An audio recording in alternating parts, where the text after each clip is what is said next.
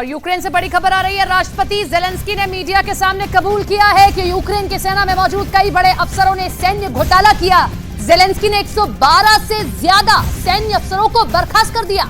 दावा किया जा रहा है कि सभी बर्खास्त अफसरों पर आपराधिक मुकदमा चलाया जाएगा। और इस खबर के सामने आने के बाद से ही नेटो के टॉप अधिकारी और जनरल यूक्रेन से बहुत नाराज बताए जा रहे हैं। दावा किया जा रहा है कि यूक्रेन के भ्रष्ट और रिश्वतखोर अफसरों ने नेटो की घातक मिसाइलें और टैंक तक बेच डाले हैं। दावा यह भी किया जा रहा है कि यूक्रेन पहुंचने वाले नेटो के कई घातक हथियार अभी तक यूक्रेन नहीं पहुंच पाए हैं, वो रास्ते से गायब हो चुके हैं। तो ये रिपोर्ट देखिए और समझिए कि कैसे रिश्वतखोरी का आरोप भी लग रहा है। अब ऐसे में कहा जा सकता है कि यूक्रेन को रूस नहीं हरा रहा है, बल्कि यूक्रेन के भ्रष्ट अफसर ही यूक्रेन को हराने का सौदा कर चुके हैं।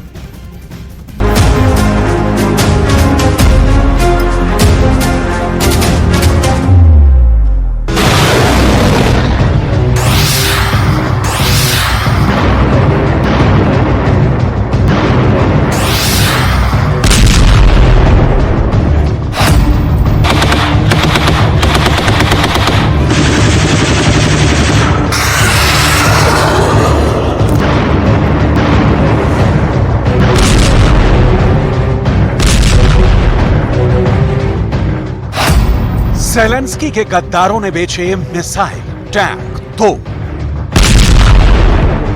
क्या ज़ेलेंस्की के गद्दार पिछले 17 महीनों से यूक्रेन के साथ गद्दारी कर रहे हैं?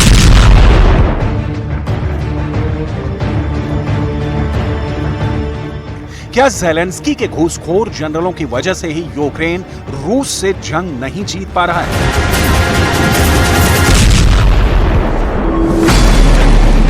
क्या वाकई में यूक्रेनी सेना के कमांडर और जनरलों ने यूक्रेन के तोप, टैंक और मिसाइलों को औने पौने दामों में बेच दिया है? दुनिया भर के डिफेंस एक्सपर्ट्स यूक्रेनी सेना की करतूतों को लेकर हैरान हैं कि आखिर यूक्रेन को नाटो से मिले 20 लाख करोड़ के हथियारों का घोटाला यूक्रेनी सेना के रिश्वतखोरों ने कैसे कर डाला।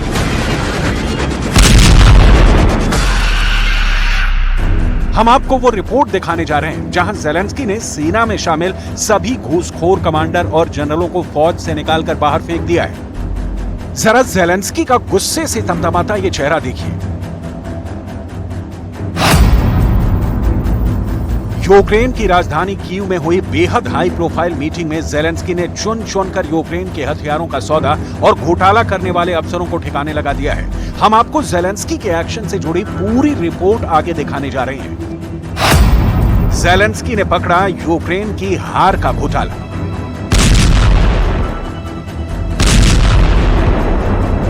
इधर बाइडेन चीख रहे हैं, नाटो के 31 देश खुद को ठगा महसूस कर रहे हैं। वहीं दूसरी तरफ जंग के मैदान में पुतिन के खूंखार सैनिक एक एक करके यूक्रेन के इलाकों को जीतते जा रहे हैं। 4 जून 2023 से शुरू हुआ यूक्रेन का काउंटर अटैक पूरी तरह से नाकाम साबित हुआ है। हैरानी की बात तो यह है कि कुछ रिपोर्ट्स में दावा किया गया है कि यूक्रेनी सेना ने नाटो के लेपर्ड टैंक, चैलेंजर टैंक को जानबूझकर खराब कर दिया है ताकि दुनिया भर में नाटो के हथियारों की धाक खत्म हो जाए।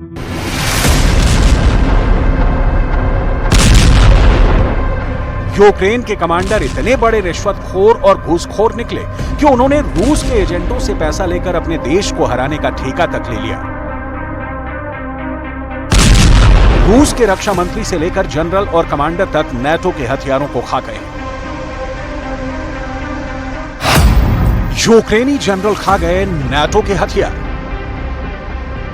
कुछ रिपोर्ट में दावा किया गया है कि रूस के खुफिया एजेंटों ने यूक्रेन के टॉप जनरल से लेकर कमांडरों तक को करोड़ों डॉलर देकर खरीद लिया है, जिसकी वजह से नाटो के हथियार जैसे ही यूक्रेन पहुंच रहे हैं, यूक्रेनी अफसर उन्हें रूसी सेना के हाथों तबाह करवा रहे हैं। कुछ कमांडर के बारे में जर्मनी की एक मैगजीन ने तो यहां तक दावा किया है कि वो नाटो के लेपर्ड 2 टैंक को जानबूझकर खराब कर रहे हैं ताकि उन्हें रूसी सेना से युद्ध न करना पड़े।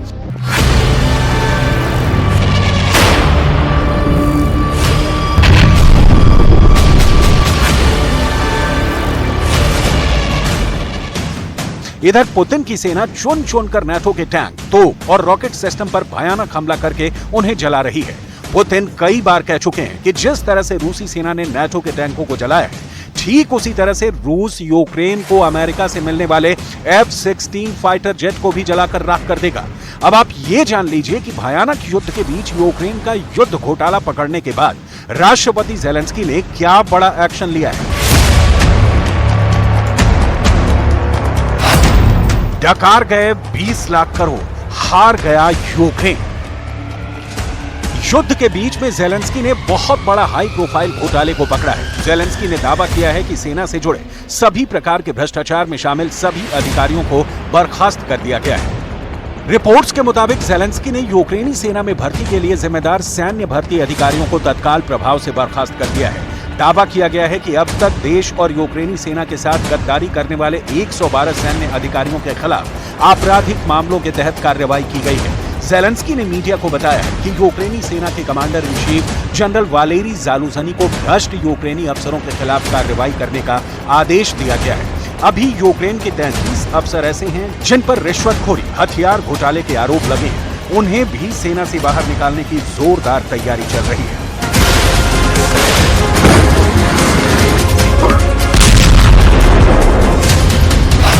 ज़ेलेंस्की के गद्दारों ने भेजे मिसाइल, टैंक और तोप। Наші рішення наступні. Звільняємо всіх обласних воєнкомів.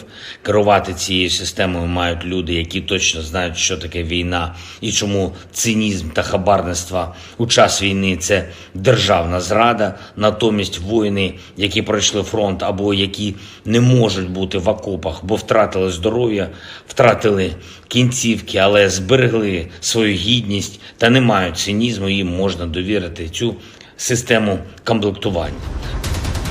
अब आप ये भी जान लीजिए कि भयंकर युद्ध के बीच में रिश्वतखोर और घोटालेबाज यूक्रेनी सैन्य अफसरों की वजह से यूक्रेन को कितना नुकसान हुआ है। कुछ रिपोर्ट के दावों के मुताबिक रूस ने यूक्रेन के पास मौजूद नाटो के 30% हथियारों को पूरी तरह से तबाह और बर्बाद कर दिया है। यूक्रेनी सेना भी मानने को मजबूर हुई है कि यूक्रेन के पास मौजूद नाटो के 30 से 31% हथियार मरम्मत के लिए कारखाने भेज दिए गए हैं। अब सवाल उठता है कि अगर 60 से 61% नाटो के हथियार यूक्रेन युद्ध में नहीं इस्तेमाल कर पा रहा है, तो फिर बचे हुए 40% नाटो के हथियारों से यूक्रेनी सेना जंग कैसे जीतेगी?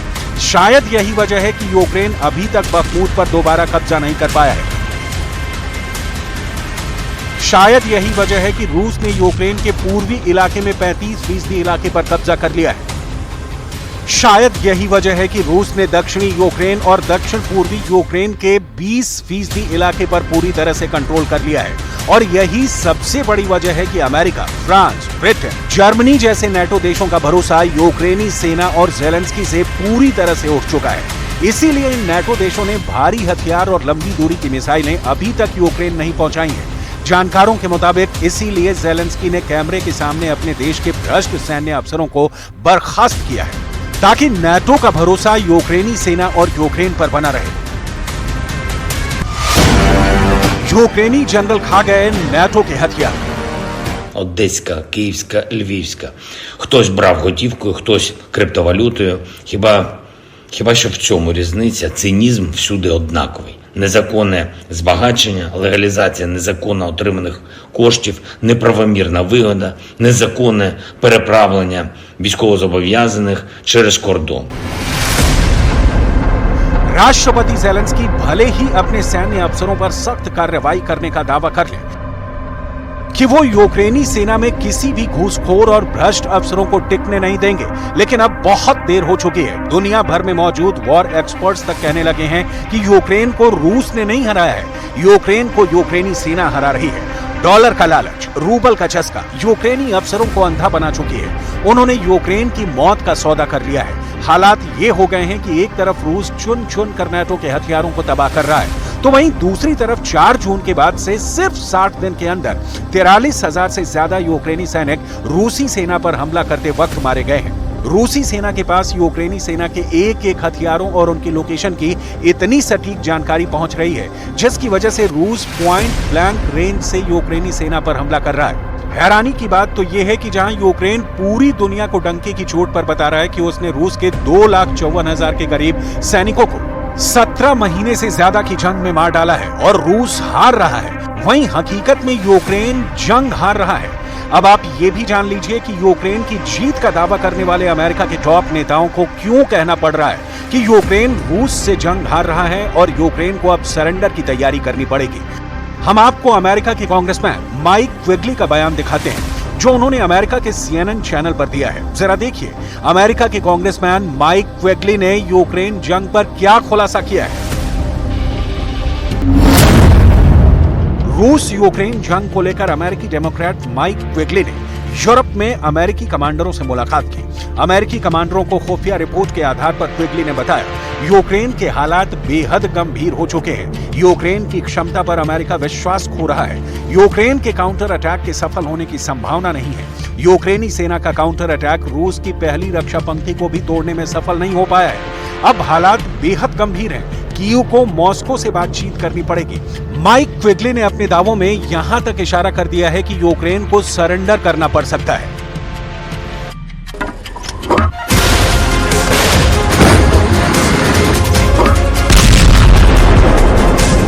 22 फरवरी 2022 से लेकर अब तक यूक्रेन से 4,900 भारी हथियार रूस ने तबाह कर डाले हैं, जिसमें नाटो के टैंक, तोप, रॉकेट, एयर डिफेंस सिस्टम शामिल है।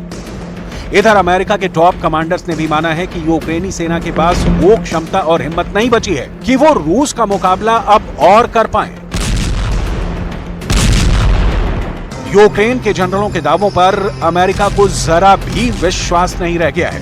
इसीलिए नाटो से जुड़े देशों ने यूक्रेन को ज्यादा घातक और भारी हथियार देने से मना कर दिया है या फिर हथियार देने में देरी कर रहे हैं। यानी जून से शुरू हुआ यूक्रेन की हार का सिलसिला लगातार तेज होता जा रहा है, जिसकी वजह से अब अमेरिकी जनरलों को ज़ेलेंस्की का सरेंडर करवाना पड़ेगा। रूस डंके की चोट पर कह रहा है कि यूक्रेन के सभी काउंटर अटैक फेल हो चुके हैं। Гиперзвуковые авиационные ракетные комплексы «Кинжал», вертолеты К-52, Ми-28, Су-57, Су-35. Вся эта техника себя великолепно зарекомендовала на сегодняшних боевых действиях. И мы все объемы, которые сегодня требуются для Министерства обороны, мы полностью закрываем. 17 महीने की जंग के बाद यूक्रेन के ये हालात साफ साबित करते हैं कि यूक्रेन की बर्बादी के लिए ना तो नाटो जिम्मेदार है और ना ही रूस कसूरवार है। लालची और भ्रष्ट अफसर और नेताओं से भरा यूक्रेन पहले रूस से बदला लेने के लिए नाटो के लालच में फंसता है और फिर यूक्रेन के टॉप अफसर करोड़ों डॉलर के लालच में यूक्रेन की मौत का सौदा कर रहे हैं। अब देखना होगा हारते हांफते यूक्रेन को रूस से कौन बचाता है और कैसे बचाता है।